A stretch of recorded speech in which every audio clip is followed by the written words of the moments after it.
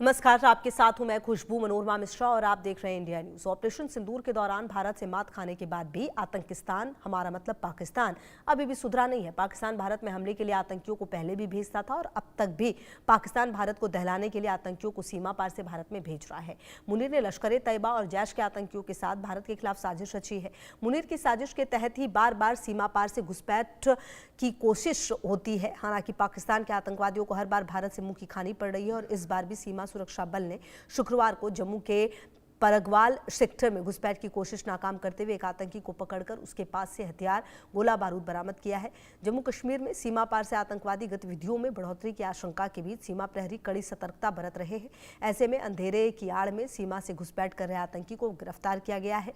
गिरफ्तार आतंकी की पहचान अब्दुल खालिक के रूप में हुई है। वैसे हाल ही में पाकिस्तान के बहावलपुर में लश्कर तैयबा और जैश ए मोहम्मद के आतंकवादियों का जलसा लगा था, जिसमें भारत के मोस्ट वांटेड आतंकी हाफिज सईद का बेटा भी शामिल हुआ था। इस दौरान बैकग्राउंड में एक गाना बज रहा था जिसमें कहा जा रहा था कि बंबई को हमने ढेर कर दिया, अब आगरा दिल्ली कुछ भी नहीं। मतलब साफ है, मुनीर की मदद से आतंकी भारत के लोगों का खून बहाने की कोशिश में जुटे हुए। और देखिए, ये पाकिस्तान है जो सुधरता नहीं है और ये पाकिस्तान है जो अपनी हरकतों से बाज नहीं आता। हर बार मुंह खाता ज़रूर है लेकिन सुधरता नहीं है। और पाकिस्तान की जो साजिश है उसका खुलासा किस तरीके से होता हुआ नज़र आ रहा है, ये आप देखिए। और अब आपको ग्राफिक्स के जरिए हम बताने और समझाने की कोशिश करेंगे कि पाकिस्तान की जो नई साजिश है का खुलासा हुआ है और ये हम क्यों कह रहे हैं, अब आप समझिए। आतंकवाद के मुद्दे पर एक बार फिर से पाकिस्तान जो है वो बेनकाब होता हुआ नजर आ रहा है। आतंकी संगठन हमले की तैयारी कर रहे हैं लगातार, ये भी कहा जा रहा है। इसके अलावा आपको बता दें कि भारत में हमला और घुसपैठ की जो तैयारी है वो लगातार पाकिस्तान की तरफ से करने और कराने की कोशिश की जा रही है। जम्मू सीमा में घुसपैठ कर रहे जैश का आतंकी जो है वो पकड़ा गया है। जी हाँ, इसके साथ ही ना सिर्फ ये पकड़ा गया बल्कि हथियार और जैश ए मोहम्मद का आतंकी था जो ये पकड़ा गया और इसके साथ ही हथियार और गोला बारूद भी बरामद किए गए हैं। और कहा यह जा रहा है कि ये बड़ी वारदात को अंजाम देने के फिराक में था और अब जब पकड़ा गया है तो कई बड़े खुलासे और भी होंगे।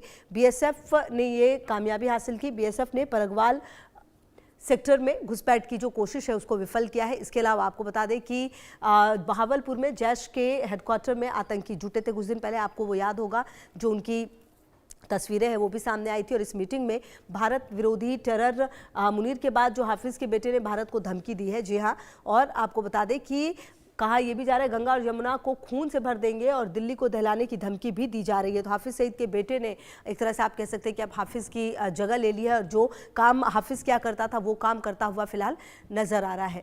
और मेरे साथ मेजर जनरल रिटायर्ड अनुज माथुर सर, रक्षा विशेषज्ञ जुड़ गए। इसके अलावा रवि अरोड़ा भी, विदेश मामलों के विशेषज्ञ भी जुड़ गए। सबसे पहले अनुज माथुर सर, आप ही के पास आते हुए, ये पाकिस्तान है, ये सुधरता नहीं, अपने अंदर की स्थिति इसकी सुधरती नहीं है, लेकिन बॉर्डर पर इस तरह की हरकत जरूर करते रहते हैं। और असीम मुनीर शायद ये समझते हैं कि अगर बॉर्डर पर इस तरह की हरकत करते रहेंगे, भारत में उथल पुथल मचाने की कोशिश करेंगे तो अपने देश के लोगों को शायद जवाब दे पाएंगे। जय हिंद खुशबू। देखिए, मैं एक एक दो बात पहले बताता हूं कि क्या हुआ है। ऑपरेशन सिंदूर में बहुत जबरदस्त आतंकवादियों को मार लगी है। उसकी वजह से दो चीजें प्रोमिनेंटली पाकिस्तान में हो रही हैं। पहली चीज तो यह है कि आतंकवादी जो संगठन है, चाहे वो जैश हो, या हिजबुल मुजाहिदीन हो या लश्कर तैयबा हो, उनका लगातार पाकिस्तान की सेना और आईएसआई पे दबाव पड़ रहा है। और दबाव क्या है कि वो कह रहे हैं कि भाई इतने आपने हमारे आतंकवादियों को मरवा दिया, इतने हमारे अड्डे तबाह करवा दिए, उसका क्या आपने बदला लिया। तो उसकी वजह से आईएसआई और पाकिस्तान की सेना इस बात पे दबाव में है कि वो कैसे एक्टिविटीज भारत में बढ़ा सकें, और खास करके इंटरनेशनल बॉर्डर और लाइन ऑफ कंट्रोल के आसपास। दूसरी बात यह है कि पाकिस्तान की सेना जब से असीम मुनीर वहां के एकदम बहुत पूरी ताकतें उन्होंने अपने पास ले ली हैं, वो भी अपने इस चीज को जस्टिफाई करने की कोशिश करेंगे। देखिए, पाकिस्तान में खुशबू हर कोई भी चीज को जस्टिफाई करने का एक सुगम रास्ता है, वो एंटी इंडिया रेटोरिक को श्रिल करके आप वहां कर देंगे तो वो हो जाएगा। दो चीजें इसमें देखने की जरूरत है कि ये बंदा जो पकड़ा गया है परगवाल से, इसके पास हथियार कौन से मिले हैं। ये हथियार मुझे लगता है उन हथियारों में से एक हैं जो कि अमेरिका जब छोड़ करके अफगानिस्तान को गए थे तो $62 अरब या इतनी बड़ी तादाद में हथियार वहां पर छोड़ के चले गए थे। उनमें से कुछ हथियार स्मगल होकर के पाकिस्तान आए हैं और वो हथियार पाकिस्तान से इनको दिया जा रहा है। ये एक बहुत ही इफेक्टिव, बहुत कारगर ऑटोमेटिक वेपन जो है इसके साथ इससे जो रिकवर किया गया है वो।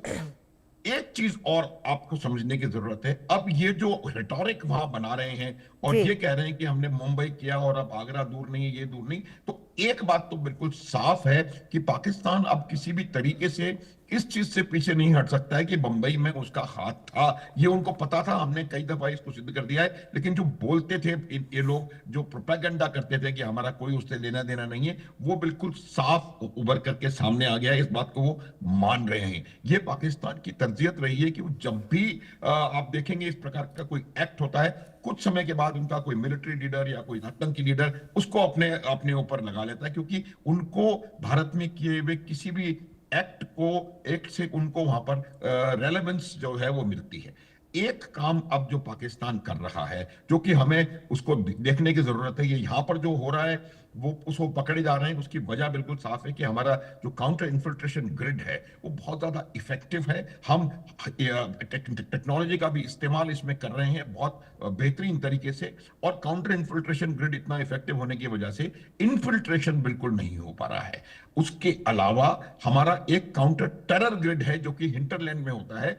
उस काउंटर टेरर ग्रिड के एक्टिविटीज के साथ हमने जो टेररिस्ट भारत में ऑलरेडी आए हुए हैं उनको एलिमिनेट लगभग लगभग मुझे लगता है बहुत ज्यादा, बहुत कम यहां पर वो रह गए। तो ये दोनों ग्रिड्स आपस में मिल करके एक बहुत बेहतरीन हमको परिणाम दे रहे हैं। लेकिन अब जो ट्रेंड मैं देख पा रहा हूं वो ट्रेंड ये है कि वो लोग अपनी एरियाज ऑफ एक्टिविटी को बांग्लादेश में कहीं ना कहीं शिफ्ट करने का प्रयास कर रहे हैं। उसके जी दो इंपॉर्टेंट, खुशबू एक सेकंड बिल्कुल प्लीज, बिल्कुल मैं सर। इसकी जी वजह बता दूं आपको कि ये क्यों शिफ्ट करने का जी प्रयास कर जी रहे हैं। पहली बात तो उनके अपने बैकयार्ड में, चाहे वो बलोचिस्तान हो, खैबर पख्तूनख्वा हो, अब सिंध में भी आवाजें उठ रही हैं अभी पहले रविवार को इस महीने के, तो उधर हालात बिगड़ रहे हैं। तो वो वहां से निकल करके इन एक्टिविटीज को निर्बाध रूप से करने के लिए अपना सेंटर ऑफ एक्टिविटी को शिफ्ट करना चाहते हैं ढाका में और बांग्लादेश में।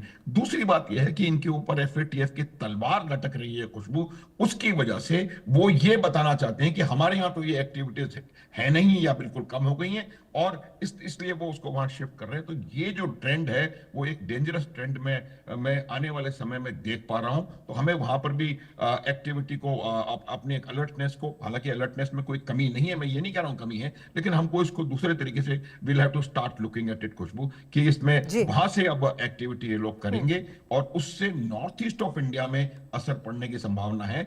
और ईस्टर्न जो पार्ट है इंडिया के, चाहे वो बिहार, उड़ीसा, इन इन जगहों पर मुझे लगता है कोई ना कोई कार्रवाई वो करने का प्रयास करेंगे। दबाव उनका नुकसान हुआ है इस वजह से है। जी बिल्कुल ठीक है सर, मैं आती हूँ अब आपके पास। रवि अरोड़ा जी भी मेरे साथ लगातार जुड़े हुए हैं। रवि अरोड़ा जी देखिए, जो ये पाकिस्तान है और जिस तरह की हरकतें पाकिस्तान की तरफ से हो रही हैं, भारत लगातार जवाब दे रहा है, लेकिन कहीं ना कहीं एलओसी और एलएसी ये वो दो इलाके हैं जहां पर भारत की नजर तो हमेशा से थी। लेकिन जब से खास करके पहलगाम और उसके बाद जो दिल्ली में ब्लास्ट हुआ, उसके बाद ये तो समझ में आता है सर कि आतंकवादी हैं, उनकी मदद भी की जाती है, और जब ऐसे ऐसे घुसपैठिए पकड़े जाते हैं तो ये साफ हो जाता है कि आखिरकार ये पूरी साजिश हो कहां से रही थी। भारत पहले से ज्यादा सतर्क है, भारत हर तरीके से लड़ाई के लिए तैयार है, लेकिन इन घुसपैठियों और इन आतंकवादियों को जो छुप छुप कर ऐसे आते हैं, उनको रोकने के लिए क्या अब कुछ बड़े तकनीक की जरूरत आने वाले वक्त में हमें पड़ सकती है? जी खुशबू जी, मुझे लगता है जिस प्रकार से आप यह समझना होगा कि हिंदुस्तान की सेना के सामने पाकिस्तान की सेना टिक भी नहीं सकती। शायद यही वजह है कि पाकिस्तान को लगातार इन आतंकियों की मदद लेनी पड़ती है। और जिस प्रकार से लगातार आप देखिए, जब उसको अफगानिस्तान के साथ लड़ाई होती है तो वो चौकियां छोड़कर उनकी सेना भाग जाती है। तो यह समझने वाली बात है कि पाकिस्तान की सेना कहीं ना कहीं कई मुद्दों पर बैकफुट पर है। खासकर आपको बता दूं, आसिफ मुनीर के जब से तीनों सेनाओं के प्रमुख बने हैं, उसके बाद खासकर इमरान खान को लेकर वो न सिर्फ अपने देश में घिरे हुए हैं बल्कि पूरी दुनिया से जवाब मांगा जा रहा है। उसके अलावा जिस प्रकार से टीटीपी को अभी उन्होंने एक बयान जारी किया है कि अफगानिस्तान को फैसले लेने होंगे कि उसे हमारा साथ चाहिए, टीटीपी का मतलब साफ है कि वहां वो पूरी दबाव में नजर आ रहा है पाकिस्तान, और ऐसे में भारत के साथ वो सामना नहीं कर सकता। कहीं ना कहीं चाहे हम लश्कर तैयबा की बात करें या मैं समझता हूँ कि जितने भी आतंकी संगठन वहां पे काम कर रहे हैं, चाहे जैश ए मोहम्मद हो, ये सभी आतंकी संगठनों को एकजुट कर कहीं ना कहीं आसिफ मुनीर एक बार दोबारा से दबाव बनाने की कोशिश कर रहे हैं। लेकिन सच्चाई यह है कि भारतीय सेना पूरी तरह से अलर्ट है। और खासकर जब जिक्र हो रहा था कि बांग्लादेश का, ये सच्चाई है, अभी पिछले काफी समय से जो आतंकी संगठन है, इनके जो स्लीपर नेटवर्क है पूरी तरह से बांग्लादेश में एक्टिवेट कर दिए गए हैं। और इनका मकसद साफ है कि पूर्वोत्तर राज्यों के जरिए भारत के अंदर किस प्रकार से एंट्री की जाए, और खासकर क्योंकि ये मदरसे जो वहां पे आतंकी संगठन ISI की मदद से चलाए जा रहे थे, पिछले काफी समय से बंद थे, उन्हें दोबारा से तैयारी की जा रही है। और यह साफ हो चुका है कि अब भारत के खिलाफ एक नई साजिश रचने की कोशिश है। टेक्निक की जहां तक बात होती है, भारत के पास कोई कमी नहीं है, लेकिन सच्चाई यह है कि जब कोई चोरी छुपे गलत तरीके से, गलत नीयत से भारत में एंट्री करता है, और हमारे कुछ यहाँ पर देश के अंदर बैठे हुए कुछ जो इनके स्लीपर नेटवर्क का काम करते हैं, स्लीपर सेल का काम करते हैं, वो लोग एक्टिवेट हो जाते हैं, उसके बाद कहीं ना कहीं सुरक्षा एजेंसियां भी नहीं भाग पाती। तो ऐसे में एक नए नेटवर्क की आवश्यकता है। और खासकर अभी तो खुद अमेरिकी सरकार ने भी यह कह दिया कि पहलगाम हमले में जो हमला हुआ वो उस आतंकी संगठन द्वारा किया गया जो 2005 में आतंकी सूची में डाला गया था। तो मतलब यह साफ हो चुका है कि यह आतंकी हमला पाकिस्तान की शह पर हुआ था, आसिम मुनीर की शह पर हुआ था। आसिम मुनीर लगातार भारत के खिलाफ जहर उगल रहा है, और जब से वो तीनों सेनाओं का प्रमुख बना है, उसे लगता है कि अमेरिका, तुर्की और चाइना की शह पर वो कहीं ना कहीं भारत पर दबाव बनाने की कोशिश करेगा। लेकिन सच्चाई है कि इन आतंकियों के सहारे वो भारत पर कभी भी जीत नहीं सकता। दूसरी बात, वहां की सेना भारतीय सेना का सामना नहीं कर सकती। जितने भी हथियार तुर्की या चाइना द्वारा दिए गए थे सब फेल नजर आए। तो ऐसे में कहीं ना कहीं भारतीय सेना ने अपना परचम ऑपरेशन सिंदूर में दिखा चुकी है। ऑपरेशन 2O के लिए भारत के जो रक्षा प्रमुख हैं, जो सेना प्रमुख हैं, वो कह चुके हैं कि अगर पाकिस्तान बाहर नहीं आया तो ऑपरेशन सिंदूर 2O की तैयारी पूरी है और अब की बार कोई रहम नहीं बरता जाएगा। और ये जो आतंकी पकड़े जा रहे हैं, ये हमारी जो खुफिया एजेंसियां है, जो हमारी सेना है, हमारी BSF है, लगातार एक्टिव है। और जो हमला दिल्ली में हुआ वो कहीं ना कहीं एक व्हाइट पोस्ट मॉड्यूल था जिसे तोड़ना बहुत जरूरी था, और शायद हमले को रोका जा सकता था। थोड़ी सी चूक हुई, लेकिन एक बहुत बड़ी दुर्घटना होने से बच गई, यह भी समझना होगा। जी। आज भारत जो है पूरी दुनिया में अपना परचम फहरा रहा है, खासकर नरेंद्र मोदी की सरकार में। जिस प्रकार से रूस के राष्ट्रपति भारत आते हैं और उसके बाद पूरी दुनिया ने देखा किस प्रकार से हमारी जो है हथियारों की डील उनसे हो रही है, आने वाले टाइम में और भी हथियार हम उनसे खरीदेंगे। तो ऐसा नहीं है कि तकनीक की कमी है, हथियारों की कमी है। भारत बहुत मजबूत है, भारतीय सेना बहुत मजबूत है, लेकिन पाकिस्तान को भी यह समझना होगा। लेकिन वो बाज इसलिए नहीं आ रहा क्योंकि उसके पास कहीं ना कहीं अपने ही घर में घिरा हुआ है। वो अपनी जनता को, अपनी आवाम को आसिम मुनीर जवाब नहीं दे पा रहे। जब भी वहां किसी को सत्ता में आना होता है तो वो भारत के साथ झगड़ा दिखाकर कहीं ना कहीं सत्ता में आने की कोशिश करते हैं। ये वहां की परंपरा रही है। लेकिन सच्चाई यह है कि भारत के सामने ये लोग टिक नहीं सकते जी। लगातार अंतर्राष्ट्रीय दबाव है इन पर, लेकिन फिर भी ये अपनी हरकतों से बाज नहीं आ रहे। जी बिल्कुल ठीक है। अच्छा अनुज माथुर सर, जो ये अभी की पूरी परिस्थितियां अगर हम पाकिस्तान के अंदर देखें तो पाकिस्तान के अंदर हमें भी पता है कि क्या कुछ चल रहा है। उस बीच में अफगानिस्तान से लड़ाई भी है, इमरान खान को लेकर जो क्योस है वो भी है, इसके अलावा बलूचिस्तान से लेकर POK और जो सिंध है और जो तमाम इलाके देखने को मिले हैं, पाकिस्तान के खैबर पख्तूनख्वा है, जो आवाज लगातार उठ रही है। क्या ये असीम मुनीर ने जब से सत्ता में अपनी इंपॉर्टेंस जो और ज्यादा बढ़ाई है, जो हक उन्हें मिला है, उसके बाद ये कोशिश और ज्यादा जानबूझकर हो रही है? एक तरफ मौसम का फायदा उठाया जा रहा है, दूसरी तरफ वहां के लोग अपने देश की स्थितियों को ना समझे, इसीलिए घुसपैठ कराने की ज्यादा कोशिश हो रही है ताकि भारत में डिस्टर्बेंस और ज्यादा बढ़े। खुशबू देखिए, इसमें बिल्कुल 2-3 बातें बिल्कुल साफ हैं कि जो फैक्ट ये है कि एक तो मौसम का आपने बहुत अच्छा बिंदु उठाया। क्या होता है कि जब सर्दियां आने वाली होती हैं तो उससे कुछ पहले हमेशा से ये इतिहास रहा है कि वो इस प्रकार के प्रयास बढ़ जाते हैं, क्योंकि आने वाले कुछ महीनों में ये इन्फिल्ट्रेशन लगभग ना के बराबर हो जाएगा, तो ये प्रयास करना शुरू करते हैं। मैं आपको बता चुका हूं, हमारा काउंटर इन्फिल्ट्रेशन ग्रिड बहुत कामयाब और बहुत सशक्त काउंटर इन्फिल्ट्रेशन ग्रिड है। तो ये लोग, इनको बहुत परेशानी हो रही है यहां से इन्फिल्ट्रेशन करने में। देखिए, जहां तक सवाल पाकिस्तान की परिस्थिति का है, पाकिस्तान आज एक बहुत मुझे लगता है अपने इतिहास के सबसे खराब टाइम से गुजर रहा है, और यही वजह है कि असीम मुनीर ने पूरी ताकतें अपने अंदर निहित कर ली हैं ताकि वो किसी भी प्रकार से कोई ऐसा इशू क्रिएट करके, चाहे वो अफगानिस्तान के साथ क्रिएट करें या इंडिया के साथ क्रिएट करें, वो एक ऐसा इशू क्रिएट करके वहां पर अपने रेलेवेंस को जस्टिफाई करने की कोशिश करेंगे।